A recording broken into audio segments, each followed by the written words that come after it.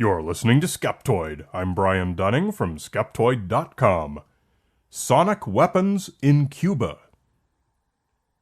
Beginning in early 2016, American diplomats stationed in Cuba began reporting a mysterious illness.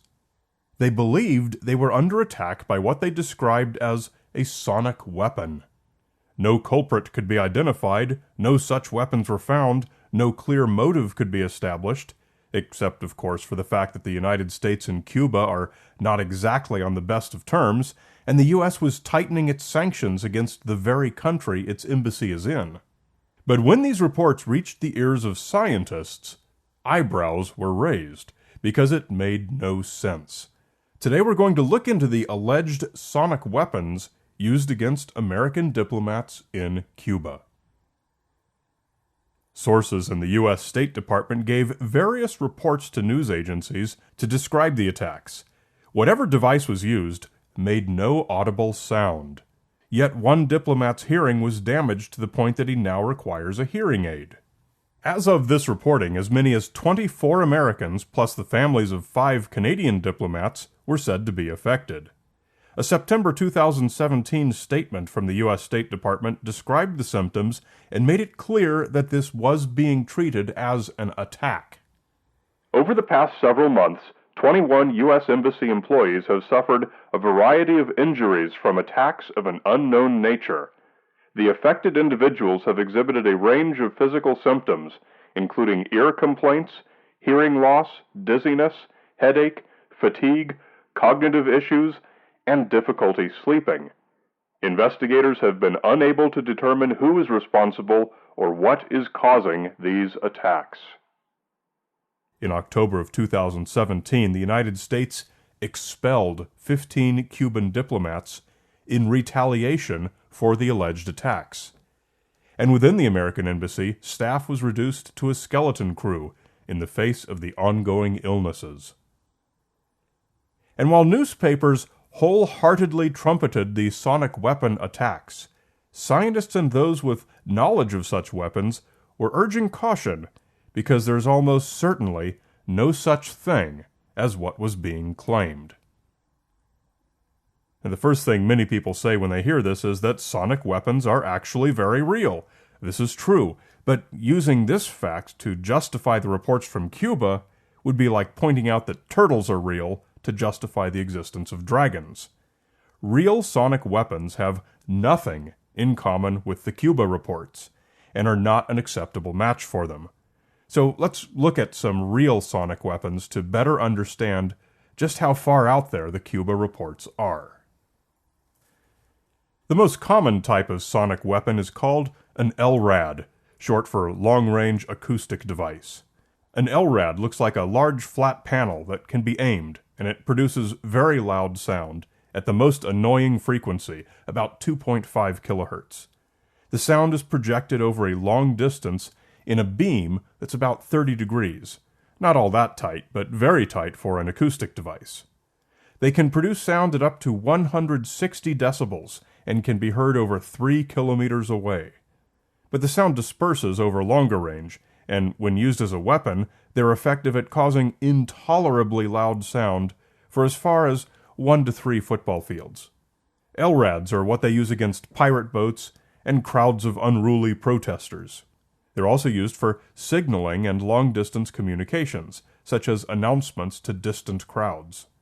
Above all else, an LRAD works because it is loud.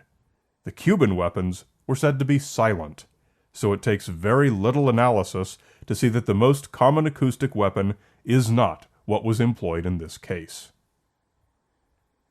There are really only 2 other kinds of sonic weapons, and weapon is really too strong of a word for either of them.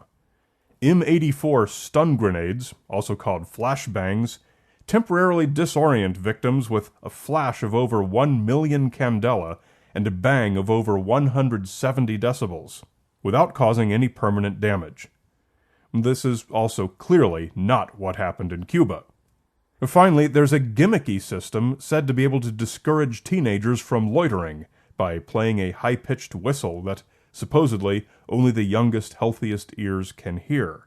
It's intended to annoy, not to harm, due to the unpleasant sound. Well, this is also totally inconsistent with the Cuba reports. About the only other thing even worth mentioning is the old urban legend about the so-called brown note, a low-frequency rumble just beyond the bottom end of human hearing, which is said to liquefy the contents of your bowels and cause immediate uncontrollable diarrhea. It's never been demonstrated and is highly implausible from a physics perspective. Why would only the bowel contents be affected? In any event, prodigious uncontrollable diarrhea, great phrase, is not one of the symptoms reported from Cuba, so we can be pretty sure that some gigantic brown note generator was not involved. So what could the weapon have been? Random bloggers and internet commentators seem to feel that they have the answers. The weapon deployed in Cuba was probably an LRAD-type device using an inaudible frequency, or even microwave or other electromagnetic radiation. Wholly unevidenced speculations of frequencies known to not have any effect on humans at plausible energy levels. It sounds science-y in a blog or on Facebook, but it's not the way real physics works. When we look closely at these reports to try and determine the raw facts, we quickly notice that they are not consistent with one another. Different people reported different symptoms. Most people did not report hearing any particular sounds. Of those who did, they said they heard very different sounds, and at different times and places. None of the sounds bore any similarity to sonic weapons.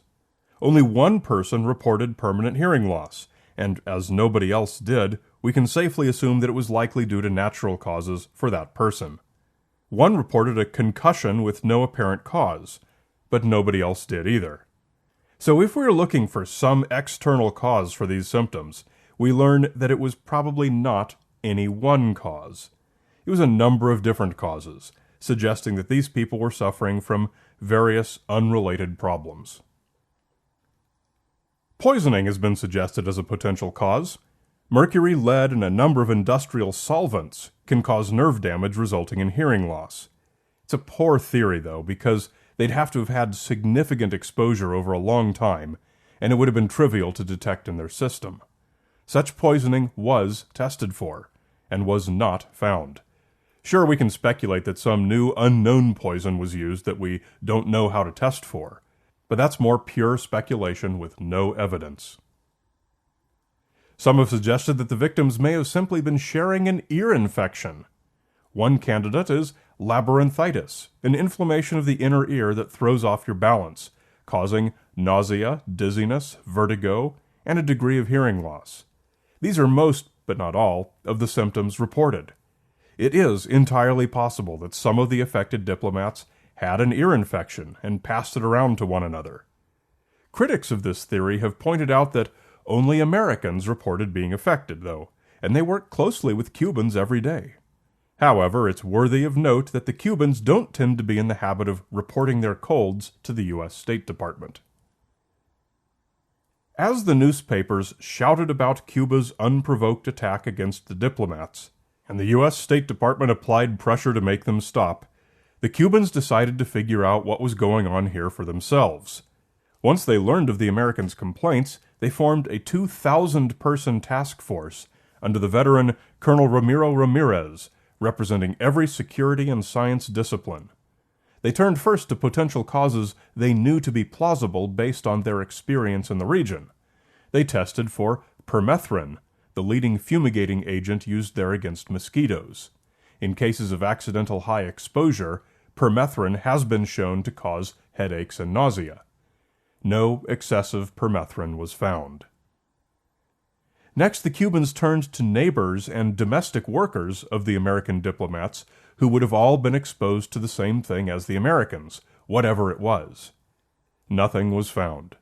Nobody had suffered any ill effects caused by sound.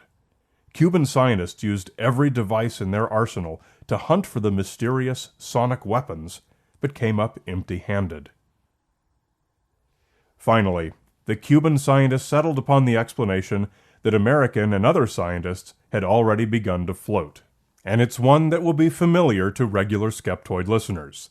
It is, in fact, a perfect explanation that requires no mysterious acoustic weapons drawn from science fiction and neatly checks every box.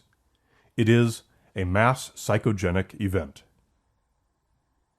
Before you guffaw and dismiss this, let's review what we've learned about acute stress in previous episodes. Chronic acute stress can produce definite physical symptoms, and they are, all down the line, exactly the symptoms reported by the diplomats: sleeplessness, anxiety, nausea, headaches, fatigue, cognitive impairment, etc. The reported symptoms began immediately after Donald Trump had been elected president and vowed to crack down on U.S.-Cuban relations.